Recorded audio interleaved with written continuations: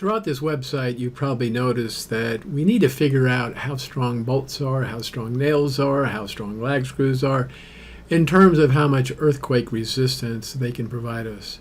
Now, you can either do engineering, which requires use of all these fancy formulas and stuff that you see behind me, or you can use what's called the American Wood Council Connection Calculator. And that's an online calculator, and I'm going to show you how to use it, and it'll make your life so simple. You will be able to beat the best of the engineers with this simple little tool. The first thing you need to do is an internet search for Awc Connection Calculator, and that will take you to the search box here. Now, once you click that search box, and it takes us to this page.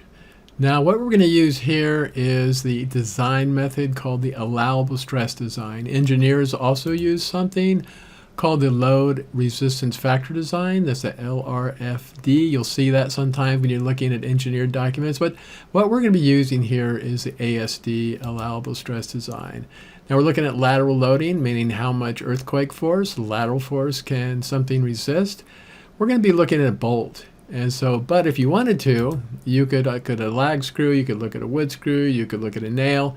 We can actually analyze any of those and see how much earthquake force they can resist. But we're going to go ahead and do a bolt. And then we have single shear. That's what lateral loading for nails and bolts and screws, whatever we want to do. That's what it always is for us when we're trying to figure out earthquake resistance. Now, where it says here wood main member, you can also have a concrete main member. And so because we're going, a bolt goes into concrete, we're going to be doing the concrete main member. Now, the main member is what you go into, and there's a side member, which is what you go through. So we're going to be going through a side member, which in this case is going to be a redwood mud sill, and then we're going to go into the the main member, which is the concrete. Now we submit this. These are called the initial values. And now we fill in the rest of it. So here we have our design method. We already figured out that that was the ASD. Then we have the lateral loading. That's for earthquake resistance. It's a bolt. We're doing single shear with a concrete main member. And again, the concrete is the main member. And here we have embedment depth of the concrete. Pretty much every bolt goes in, 4 inches minimums. Now here you side member. Remember, that's the piece of wood we're going through. In this case, it's going to be old growth redwood, so what's called close grain redwood. So we come here and we go down and we'll find here's our close grain redwood and here's open grain redwood. Open grain redwood would be, for really new houses. Now open grain means it has less than 8 growth rings per inch, and this has more than 8 growth rings per inch. So we're going to go ahead and go with the redwood close grain. And then the thickness. Now the old open grain, close grain redwood, it's 2 inches thick. And here it's giving us a side member thickness of 1.5, half inch and a half. That's your normal nominal size for a 2x. Like a 2x4 is actually only 1.5 inches thick. So what it's allowing us to do is allowing us to pick another one. So in our case, it's actually 2 inches thick. So we come over here and we just type in 2 inches. Now we have a 2-inch thick side member. Again, the side member is what you bolt through. Side member angle of load grain, it's just keep it at 0. Don't worry about it after that. And we're going to go ahead and go with a 5/8 bolt. You could go all the way to the 1-inch bolt if you wanted. But, we use 5/8 pretty often, so here's our 5/8 bolt. Now, this right here is really important. That's the load duration factor. Load duration factor means, how long is the force going to be on it? And if it's going to be on it with gravity for, forever, you use a load duration factor of 1. But if it's going to be very sudden, like in an earthquake, it changes. And that case is 1.6. So basically that means it's a very, very sudden force for a short period of time, and that's what we're looking at as far as earthquakes go. Now once we're done with all that, we just click this, and boom, we just come down right here at the bottom where it says adjusted ASD capacity, 1,555 pounds, and that is how much our 5/8 bolt going through 2-inch old growth close grain redwood can resist. Let's look at a real world situation where we might need to use this calculator. So right here we have two pieces of plywood. We have a piece of plywood right here and then another one right here. And what we're worried about is overturning. And if we might have seen previously, where earthquake forces come this way onto a top of a shear wall, it's going to want to overturn. So see, this one is going to overturn like that. And the force on this 2x4, remember there's a 2x4 here and a 2x4 here, and these are nailed together. And so we want to find out, like how many nails we need to put in. So anyway, this one's going this way and it's pushing down on this 2x4. This one here is going up and it's pushing up on the 2x4.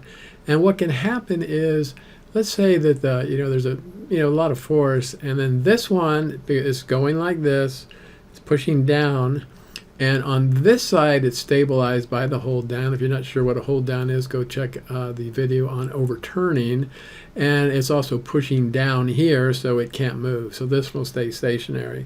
However, this one, you can see how it's overturning. It's coming up like this, and it'll come apart where this 2x4, there was a 2x4 along this edge right here, and then there was a 2x4 edge right here, and they were nailed together over here.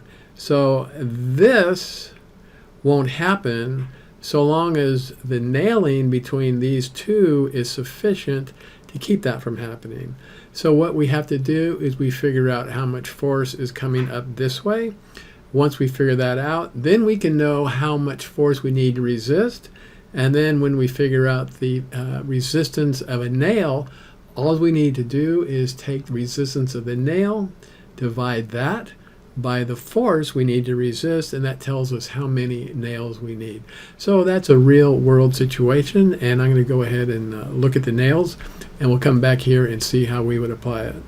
So right now we're going to look at a 12 penny nail and see how much earthquake force it can resist. Earthquake force, I just mean lateral loading before it fails. So again, we're looking at the allowable stress design, lateral loading, and we're looking at a nail instead of a bolt. So we're going to switch this over to nail.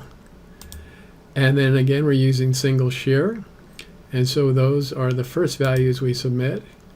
We come up here, and again, a repetition. It's allowable stress design, it's a lateral loading, it's a nail, single shear.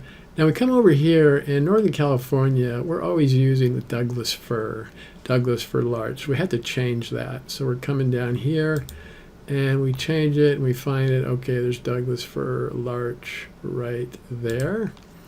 And it's going to be 1.5 inches thick. Again, this is new construction. We just went to the hardware store. We bought some lumber, so it's 1.5 inches thick.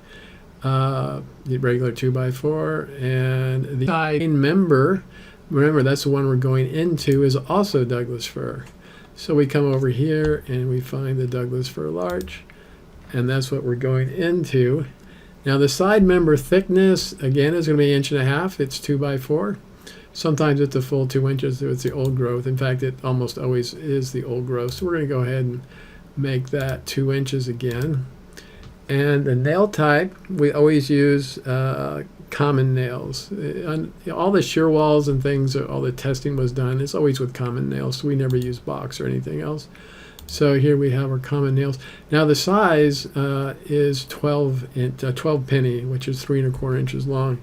Now we do that because if you say you're going through a 2x4, which is 1.5 inches long, and then you're going into an old growth piece of wood, which is 2 inches long, you go through 1.5 inches, then you can go through another 1.75 inches, so you get a little more penetration. And, it just does a better job. So we like to use the 12 penny nails, which are 148 by 3¼ 148 thousandths. So let's go ahead and see. We can change that here. So we come over here and we go down to our 12 penny nails. And load duration factor, again, that's 1.6 because we're looking at earthquakes. It's 1.6, and everything else stays right where it's supposed to be. Then we hit connection capacity, and we come down here, and what do we get? We get our 180 pounds per nail. Now we take that 180 pounds per nail, and remember that, because with that we're going to figure out how many nails we need to put in to keep our 2 pieces of plywood in our shear wall from coming apart at the seam. So let's take that information that each nail can resist 188 pounds per nail and apply that to our shear wall construction so that at the seams it doesn't come apart. So good, let's do a little bit of review. Remember, this piece of plywood has a 2x4 here on this edge. This piece of plywood has a 2x4 on this edge, and the plywood are nailed to those 2x4s. And then we need the nails to nail those two together so they don't come apart. Because remember, if they come apart, this is what will happen. And just to review, this one doesn't move because it has a hold down, which is preventing it from lifting up like this, and then the pressure down onto the foundation prevents movement. But this one right here is secured on that side, but when it comes up this way, if the nailed connection between the 2x4 here and the 2x4 isn't any good, then this will happen, and that's why it's so critical to make sure that's a good connection. So we're going to take our information that we just got from our calculation connector and figure out what we need to do to keep these 2 pieces of plywood together. Now let's go ahead and figure that we have a Simpson HDU2, and those can resist 3,000 pounds of earthquake force. So let's go ahead and look. Here we have 3,000 pounds of earthquake force, and then we divide that by 188 because that's the capacity of our nails, and that comes out to 16 nails. Now at this point, we've done everything we can to protect our shear wall. It's real simple, and this is a situation where this calculator can really come in handy. You don't want to put in more nails than you need to because that's just a waste of money. You want to make sure you put in enough. And if you look at all the retrofit guidelines, they don't even touch this. They don't even tell you how many nails to put in. You see engineers design this thing, they don't even tell you how to do it. And if they do it, oftentimes it's wrong. But with this calculator, you can check for yourself. And it's really great to know that, see all these fancy calculations behind me. You did all that just by using this calculator. And you will certainly be as good as the best engineer and come up with the answer a whole lot quicker.